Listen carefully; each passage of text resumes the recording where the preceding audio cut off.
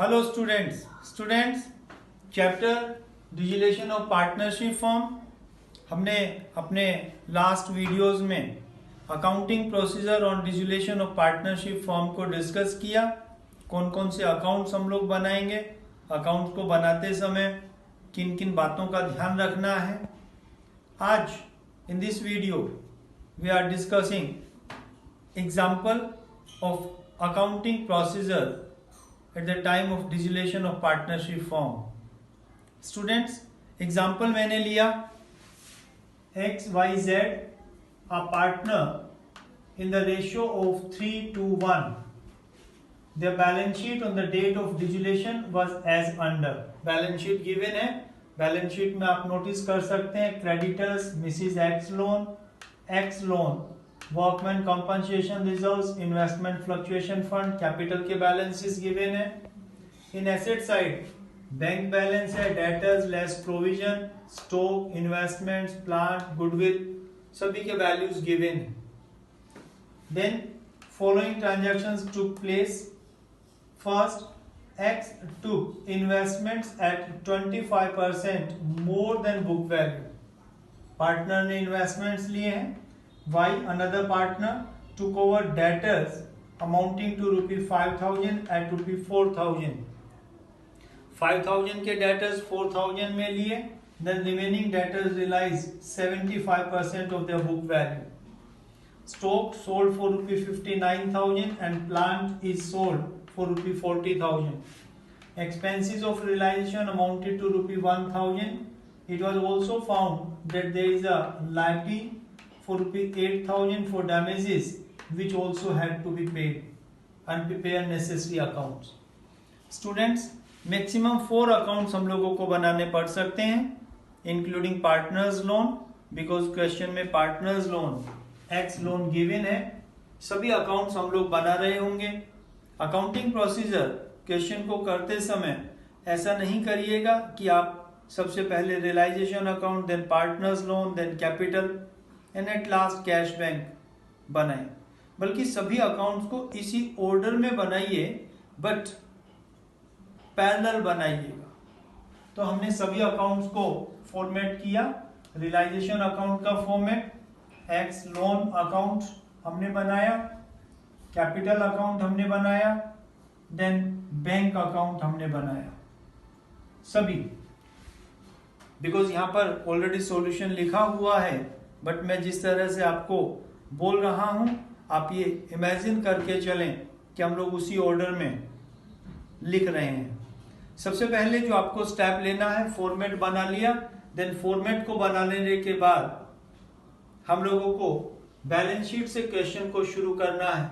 Step number 1, कोई भी एक साइड आप शुरू कर सकते हैं, आइदर फ्रॉम एसेट साइड और फ्रॉम लायबिलिटी साइड। हम लोग यहां पर क्वेश्चन जो शुरू कर रहे हैं from asset side.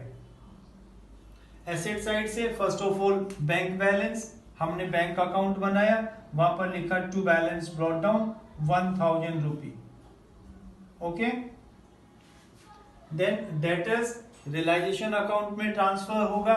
Debtors account के डेबिट में बुक वैल्यू से to debtors 15,000 book value, gross book value, because 1,000 का प्रोविजन है। प्रोविजन को हम लोग ट्रांसफर करेंगे in credit of realisation by provision for doubtful debts ₹1,000। Okay, then next stock 80,000, investments 20,000, plant 75,000, goodwill 35,000। Asset side से question को शुरू करते समय हमने स्टेप लिया कि सभी assets which can be convertible into cash हमने रियलाइजेशन अकाउंट के डेबिट में ट्रांसफर की, बैंक बैलेंस बैंक अकाउंट में ट्रांसफर किया। यहां पे कोई लॉसेस नहीं थे, अगर लॉसेस होते तो डायरेक्ट पार्टनर्स कैपिटल अकाउंट के डेबिट में ट्रांसफर कर देते। Okay, step number 2, liabilities, close the liabilities account. Liabilities side में आ जाइएगा। हमने क्रेडिटर्स है 18,500 के, रियलाइजेशन के क्रेडिट में ट्रांसफर किया 18,500। Mrs X loan third party loan है, ट्रांसफर करेंगे क्रेडिट में। Then workman compensation fund sorry X loan, partners loan है, सेपरेट अकाउंट बनेगा। एक्स लोन अकाउंट के क्रेडिट में by balance brought down, balance transfer किया। वर्कमैन कंपनसेशन रिजर्व्स, मैंने आपको बताया हुआ है कि अगर वर्कमैन कंपनसेशन रिजर्व्स के अगेंस्ट लायबिलिटीज नहीं है तो डायरेक्ट पार्टनर्स कैपिटल अकाउंट में ट्रांसफर करेंगे। बट अगर लायबिलिटीज हो तो to the extent of liabilities हम उसको रियलाइजेशन के क्रेडिट में ट्रांसफर कर पे करेंगे। क्योंकि क्वेश्चन में यहाँ पर वर्कमैन कंपनसेशन फंड के अगेंस्ट कोई लायबिलिटीज नहीं है तो टोटल अमाउंट को 30,000 को पार्टनर्स कैपिटल अकाउंट में ट्रांसफर किया है by workman compensation reserves profit sharing ratio में। Okay, then investment fluctuation fund, because assets के अगेंस्ट बनाया हुआ रिजर्व्स है, एसेट्स को रियलाइजेशन के डेबिट में ट्रांसफर किया। इन्वेस्टमेंट फ्लक्चुएशन फंड रियलाइजेशन के क्रेडिट में जाएगा। और at last capital balance, X Y Z capital account हमने बनाया, सभी के कैपिटल बैलेंसेस लिखे। स्टेप नंबर 2 हमारा ओवर हो गया। आप देख रहे हैं स्टूडेंट्स कि सभी अकाउंट्स को पैरेलल बनाते हुए जो आइटम जहां से रिलेटेड है वहां पर हमने ट्रांसफर किया। सीक्वेंस में हम लोग चले, कोई आइटम स्किप नहीं किया है। ऐसे जब सीक्वेंस में कर रहे होंगे जो आइटम जहां से रिलेटेड है वहां पर हमने उसको ट्रांसफर किया है, तो ऐसे में किसी भी तरह के कोई भी एरर के कमिटमेंट के चांसेस कम होंगे, मिनिमम होंगे। तो इस तरह से सभी आइटम्स को ट्रांसफर किया। 2 स्टेप हमारे ओवर हो गए। Step number 3 realisation of assets, step number 4 payment of liabilities, step number 5 realisation expenses. ये सभी स्टेप्स हम लोगों को जस्ट जिस तरह की स्टेटमेंट गिवन है उन स्टेटमेंट्स को फॉलो करते हुए 1 बाय 1 रिकॉर्ड कर देना है। यहां पर कोई भी स्टेटमेंट को बीच में से पिक करने की बजाय कोशिश करें कि आप सीक्वेंस में स्टेटमेंट को उठाते चले जाएं और उसको जहां पर भी उसका जो प्रॉपर ट्रीटमेंट है वो दे दीजिएगा। फर्स्ट एक आइटम दिया, X took investments at 25% more than book value। Partner ने एसेट्स लिए हैं, इन्वेस्टमेंट्स का बुक वैल्यू 20,000, 25% एक्सेस पर लिया तो 20,000 का 25% एक्सेस 5,000, 20 + 5 25,000 में इन्वेस्टमेंट्स लिए हैं। एसेट्स को रियलाइज करने का ट्रीटमेंट क्रेडिट में देंगे बाय एक्स कैपिटल ब्रैकेट में investments 25,000। Okay, then immediate capital के डेबिट में आएगा टू रियलाइजेशन अकाउंट ब्रैकेट में इन्वेस्टमेंट्स 25,000। पैरेलल साथ साथ लिखने से आपको जब हम लोग जर्नल एंट्रीज डिस्कस कर रहे होंगे तो जर्नल एंट्रीज में भी आपको हेल्पफुल होगा। आपको पता चला कि रियलाइजेशन के क्रेडिट में लिखा है, कैपिटल अकाउंट के डेबिट में लिखा है, जर्नल एंट्री क्या बन गई, X capital account debit to realisation account. तो इस तरह से अगर जब जो भी ट्रांजैक्शंस है उसका इंपैक्ट 2 जगह पर जा रहा है, दोनों जगह पर तुरंत लिखिएगा, साथ साथ आपको जर्नल एंट्रीज में भी हेल्पफुल होगा। ओके, नेक्स्ट आइटम देखिएगा, Y took over debtors amounting to ₹5,000 at 4,000। Y ने 5,000 बुक वैल्यू के डेटर्स को 4,000 में लिया है।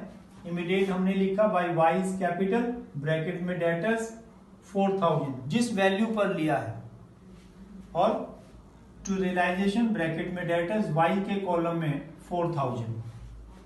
Okay, next remaining debtors realise 75% of their book value. जो रिमेनिंग डेटर्स हैं उनका 75% हमको रियलाइज हुआ। डेटर्स टोटल वैल्यू क्वेश्चन में गिवन है 15,000 के, 15,000 में से 5,000 बुक वैल्यू के वाई ने ले लिए, 10,000 के बचे। 10,000 बुक वैल्यू है, अब 10,000 बुक वैल्यू का 75% पर हमने रियलाइज किया 7,500। हमने यहाँ पे लिखा बाय बैंक एसेट्स रियलाइज्ड और डेटर से 7,500। ओके, अभी तुरंत बैंक में नहीं लिखा है बिकॉज इनर कॉलम में हम इनको रिकॉर्ड कर रहे हैं। नेक्स्ट आइटम पे आइएगा, stock sold for ₹59,000, stock 59,000, then plant sold for 40,000, plant 40,000। Okay, इस तरह से।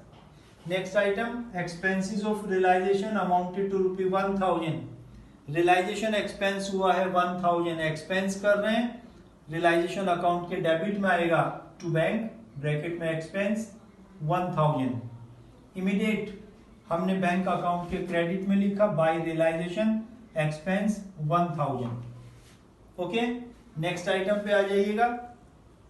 It was also found that there is a liabilities for ₹8,000 for damages। एक अनरिकॉर्डेड लाइबिलिटीज है। जब अनरिकॉर्डेड लाइबिलिटीज है 8,000 के, हमें पे करने हैं, पे करेंगे टू बैंक, ब्रैकेट में liabilities paid, damages 8,000, because inner column में लिखा है, अभी बैंक अकाउंट में नहीं लिखेंगे। देन क्वेश्चन में आपने देखा कि हमने कोई भी आइटम को स्किप नहीं किया है, कोई भी आइटम को स्किप नहीं किया, सीक्वेंस में चले, सभी आइटम को अकॉर्डिंग टू इंस्ट्रक्शंस रिकॉर्ड किया। अब अकाउंट्स को क्लोज करना है, बट क्लोज करने से पहले स्टूडेंट्स, मैंने आपको बताया हुआ है, हमें चेक करना है कि क्या सभी लायबिलिटीज हमने पे किए, क्या सभी एसेट्स रियलाइज हुए। एसेट्स के रिगार्डिंग तो अगर कुछ एसेट्स बचे भी हों, क्वेश्चन में कहा नहीं है, तो हम ये मानकर चलेंगे that those assets realise nothing. यहां पर चेक कर सकते हैं, एसेट्स में डेटर्स से हमको रियलाइज हुआ, स्टॉक से रियलाइज हो गया, इन्वेस्टमेंट पार्टली हमने पार्टली पार्टनर ने लिए हैं, देन पार्टली रियलाइज हुआ, प्लांट रियलाइज हो गया, गुडविल, गुडविल के regarding realisation of goodwill nothing is stated in question. Here हम ये मानकर चलेंगे कि goodwill is unable to fetch any money, goodwill से कुछ भी अमाउंट रियलाइज नहीं हुआ है और उसको हमने यहां पर रिकॉर्ड नहीं किया है। बट रिगार्डिंग लायबिलिटीज वो हमें चेक भी करना होगा। लायबिलिटीज के रिगार्डिंग देखिएगा, provision for doubtful dates, assets के अगेंस्ट प्रोविजन है, लायबिलिटीज नहीं है, पे नहीं करना होता है। क्रेडिटर्स के बारे में हमको कुछ कहा ही नहीं, रिगार्डिंग पेमेंट ऑफ क्रेडिटर्स हम ये मानकर चलेंगे कि क्रेडिटर्स को बुक वैल्यू पर पे किया, creditors 18,500, then Mrs X loan 5,000, इसके सेटलमेंट के रिगार्डिंग भी कुछ नहीं कहा, हम ये मानेंगे कि सेटल किया है, पे किया है, 5,000 रिकॉर्ड किया। Then investment fluctuation fund, assets के अगेंस्ट बनाया गया रिजर्व्स है, उसे पे नहीं करना होता है, ये लायबिलिटीज नहीं। तो लायबिलिटीज को चेक कर कर जो पे करने के लिए नहीं कहा था हमने उनको पे किया। देन अब इनर कॉलम में लिखे हुए फिगर का टोटल किया 31,500 और इमीडिएट बैंक अकाउंट के क्रेडिट में by realisation liabilities paid 31,500। Okay, इसी तरह से एसेट जो इनर कॉलम में लिखे हुए थे उनका टोटल किया 1,06,500 टोटल। तुरंत हमने बैंक अकाउंट के डेबिट में to realisation assets realise 1,06,500। Okay, ये सभी रिकॉर्ड हो गए। अब हमारे सभी अकाउंट ऑलमोस्ट रेडी हैं। अब वन बाय वन हम उनको क्लोज करेंगे। सबसे पहले रियलाइजेशन अकाउंट को क्लोज करिए। रियलाइजेशन अकाउंट का जब टोटल किया, डेबिट का टोटल 2,57,500 आता है, क्रेडिट का टोटल कम आता है, बैलेंसिंग फिगर 90,000, क्या होगा, लॉस ऑन रियलाइजेशन। और ये लॉस को हम लोग ट्रांसफर करेंगे amongst partner in their profit sharing ratio, profit sharing ratio 3:1। तो 90,000 को 3:1 में ट्रांसफर किया और इमीडिएट कैपिटल अकाउंट के डेबिट में लिखा to realisation loss 45,000, 30,000, 15,000 in their profit sharing ratio. Okay, got it? Then realization account हमारा over. Now come on the partners loan account. X loan, then X loan को pay किया to bank 8,000, okay. और immediate हमने bank account के credit में लिखा by X loan 8,000। Loan account हमारा complete close, okay. Then capital account, capital का balance करिएगा।